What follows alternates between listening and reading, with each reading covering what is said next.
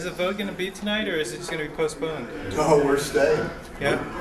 When the meeting starts, the meeting's going to end. Yeah. We gotta go until it's done. I've heard talk of moral leadership, people trying to strong-arm you guys, people telling you to put your emotions aside. If you pass this, people will be split apart. Families will be split apart. Is that moral? Tell me there's not emotion involved in that. That it might be that you are taking our prayers away from us. Thank you. I stand here today because I am the descendant of my great-great-great-grandparents who happened to be slaves in the United States of America. I stand before you today not as a black man. I stand before you today not as an educator. I stand before you today not as a professional. I stand before you today as what I was when I came into this world, and that's a human being. And to my Latino brothers and sisters, I'd like to say to you, tu familia es mi familia, tus problemas es mi problemas. A gentleman came before you today and he said that what is happening here is an invasion funded by foreign governments.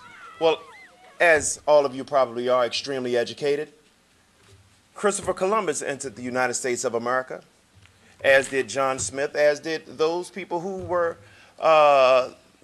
landed in Jamestown. And if I can recall correctly, that was an invasion funded by a foreign government. These people come here not as an invasion. What this is a peaceful migration. Now, I prepared some notes tonight, but I prefer to put these notes away. Because the truth of the matter is that I cannot help but feel as though the decision has already been made. And me standing here tonight and many other people standing out here tonight, this is nothing more than a ploy to pacify us. But I pray to a higher purpose. As I'm sure Mr. Horton knows, the Latin term mala in se, which means higher law or natural law, I like to call it God's law. I like to appeal to the humanistic side of you, because it doesn't make a difference if you come from Nicaragua, Mexico, El Salvador, the Dominican Republic, Peru, anything else. All of these people here tonight are human beings. And I like to say if there's an injustice anywhere, it threatens justice everywhere. And it really doesn't make a difference what decision you make here tonight, because the truth of the matter is that the seeds of change have already been planted. If anyone out here tonight is affected by the ruling that you guys are trying to implement tonight, it does not matter, because their children are still here. And one day, Mr. Stewart, the very people that you are trying to oppress today, their children may rise up tomorrow and stand in judgment of you. In the United States of America, we have a representative democracy. But I cannot help but feel that there are many of you tonight before this board who do not represent this democracy. You guys have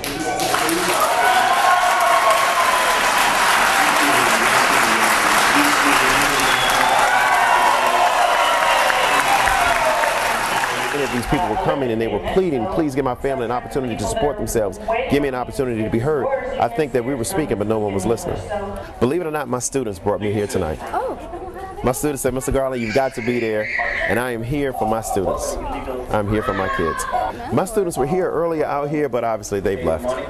You know, but they were here. They were here. It's going to be something tomorrow morning. The things that really just sort of blew me away is my country. Everybody in here, including George Washington, Thomas Jefferson, all of them were immigrants at some point in time. We are in no position to say that this is our country. America was founded by immigrants, run by immigrants, and I think that ultimately it should be a welcome mat to immigrants who come to better their way of living. So what we need to do is get someone who represents the people to actually speak on the board. Let this truly be a representative democracy and not just simply a hypocrisy. I think that one of the ways to get more people out and vote is to allow people to know that their votes really truly do make a difference, and hopefully by the people seeing today that the board does not represent anyone out here.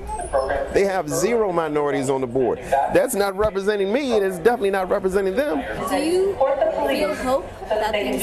Oh my goodness gracious, yes. I wish that you guys could sit in on my classroom. There is definitely hope. I mean, because I have a few students in my classroom that have come to America from El Salvador with no floors in the house. 4 kids in 1 bed. But they have such a drive, they have such a desire, they have such an eagerness to learn. It's amazing. I mean, to come to America and have English be your second language, and to not only grasp English, but to master it, and then turn that mastery of the English language into success academically, and then ultimately to grab success academically and take it out and be successful as far as career is concerned. You know, that's amazing to me.